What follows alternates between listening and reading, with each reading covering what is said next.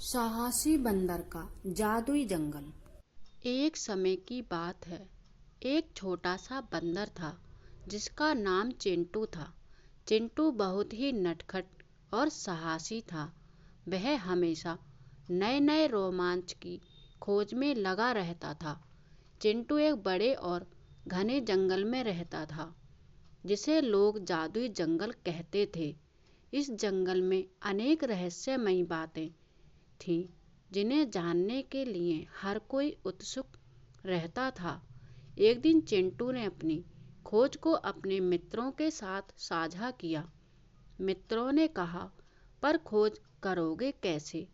एक दिन चिंटू ने सभी मित्रों को इकट्ठा कर तय किया कि वह जंगल के गहरे हिस्से में जाएगा जहां अब तक कोई जानवर नहीं गया था। चिंटू ने अपने दोस्तों से अलविदा कहकर सफर शुरू किया। चलते चलते चिंटू को एक पुराना दरवाजा मिला जिस पर जादुई चिन्ह बने हुए थे। यह दरवाजा किसी प्राचीन कालीन मंदिर का हिस्सा लग रहा था। चिंटू ने हिम्मत जुटाकर दरवाजा खोला तो एक अद्भुत दृश्य उसके सामने था।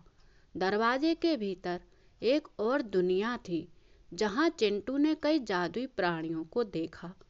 वह एक जादुई मूर्ति थी जो मनचाही जगह पर ले जाती थी। चिंटू ने उस मूर्ति को छुआ और अचानक वह एक सुंदर सी नदी के किनारे पर था।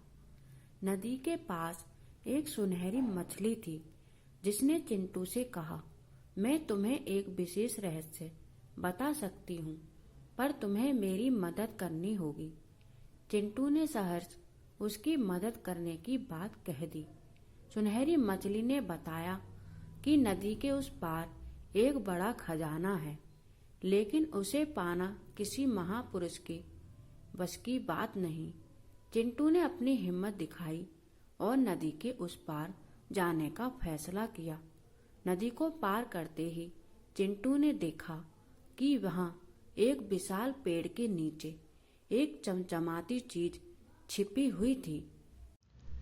चिंटू ने अपनी चपलता से खजाने को निकालने की कोशिश शुरू कर दी। उसने देखा कि खजाने पर एक प्राचीन मंत्र लिखा हुआ था। चिंटू ने वह मंत्र पढ़ा और खजाने को छू लिया।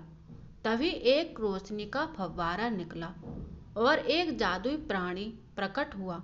प्राणी ने कहा, तुमने अपनी साहस और मदद करने की प्रवृत्ति से यह खजाना पा लिया है। अब ये खजाना तुम्हारा है। खजाने के साथ साथ चिंटू की मित्रता भी परखी जाने वाली थी। उसे यह समझ आया कि खजाना सिर्फ सोने चांदी का नहीं होता, सच्चे दोस्त और अच्छाई भी खजाने के रूप में होती है। जब चिंटू जंगल से वापस आया तो उसने अपने सभी दोस्तों को अपने अभूतपूर्व अनुभवों के बारे में बताया। उसके दोस्तों ने उसकी बातें ध्यानपूर्वक सुनी और उसे इस साहसिक कारनामे के लिए सम्मानित किया। चिंटू अपने मित्रों के पास वापस लौटा और सबके सामने चिंटू ने घोषणा की कि वह खजाने का एक हिस्सा अपने दोस्तों के साथ मिल बांटकर इस्तेमाल करेगा। सबसे पहले उसने अपने दोस्तों को जादुई खजाना दिखाया और फिर उस खजाने से जो विशेष वस्तुएं थीं उन्हें उनके साथ बांटने का निर्णय लिया। उसने कुछ हिस्से का उपयोग जंगल के विकास और सुरक्षा के लिए भी किया। उसने कुछ धन से पेड़ों की रक्षा और जंगली जानवरों के लिए विभिन्न सहायता अभियानों की शुरुआत की। चिंटू की उदारता और साहस के चलते वह जंगल और उसके साथी जंगली जीवों के दिल में बस गया।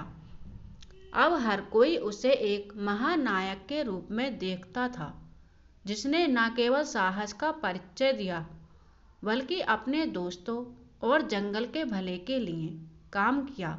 इस घटना के बाद चिंटू कभी कभी फिर से उसी जादुई दरवाजे से होकर अपनी रोमांचक यात्रा पर निकलता और नए रहस्यों की खोज करता। हर बार वह अपने दोस्तों के लिए नए नए उपहार लेकर लौटता। दोस्तों, इस कहानी से हमें यही सीखने को मिलता है कि हमें हमेशा साहसी और उदार होना चाहिए। सच्चा खजाना वह है जो हमारी अच्छाइयों और हमारे दोस्तों के साथ साझा किया जाता है। हिम्मत और दयालुता से ही हम अपने जीवन को नया आयाम दे सकते हैं।